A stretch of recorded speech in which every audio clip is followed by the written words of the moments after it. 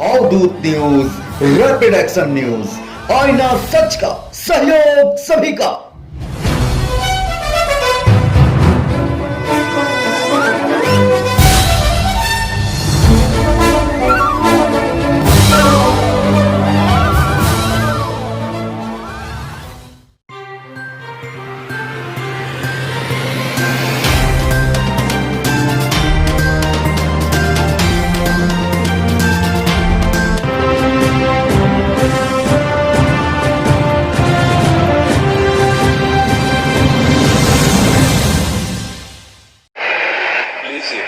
मोदी जी की कृपा से आपके अच्छे दिनों की कड़ी में एक और नई कड़ी जुड़ने वाली है।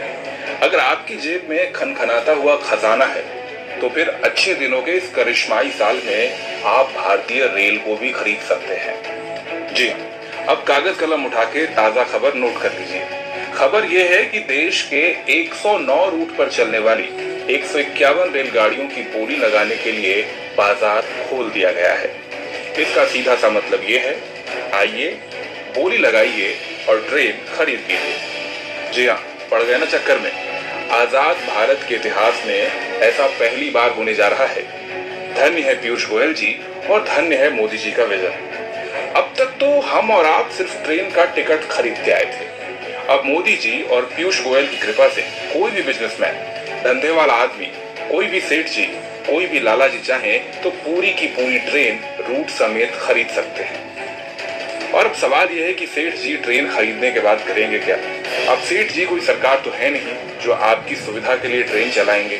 वो कमाएंगे मुनाफा और हर उस तरीके से कमाएंगे जैसे वो कमा सकते हैं। वाकई तारीफ करनी होगी मोदी जी की।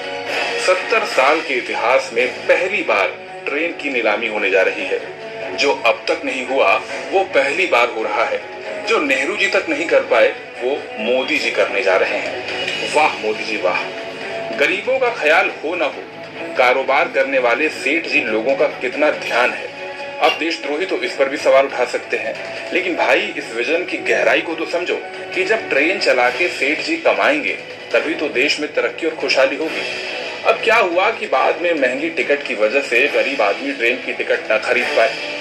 वैसे भी गरीब लोगों को ट्रेन का सफर कहाँ पसंद आता है। अभी हाल ही में तो सबने देखा था कि मोदी जी और गोयल जी की इतनी सारी ट्रेन चलने के बावजूद ये जिद्दी गरीब लोग पैदल ही अपने गांव जाते थे।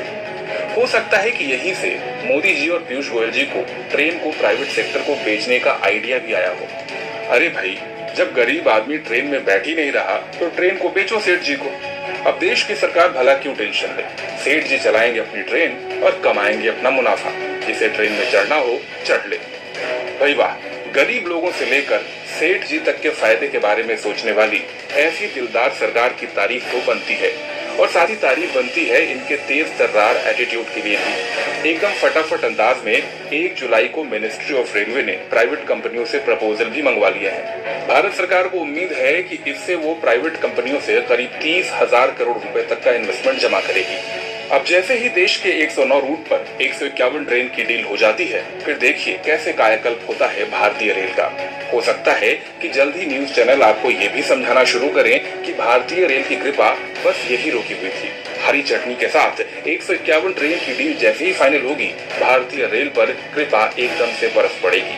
खैर, हम तो पत्रकार हैं। हम तो भारतीय रेल के साल 2004 में फायदा कमाने की खबर से भी एक्साइटेड थे और अब रेल बिकने की खबर सुनकर भी उत्साहित हैं। वो कहते हैं ना, मोदी जी ने किया है तो कुछ सोच समझ के ही किया होगा। अब जाते जाते आपकी कमेंट सेक्शन में अपनी ज्ञान वर्षा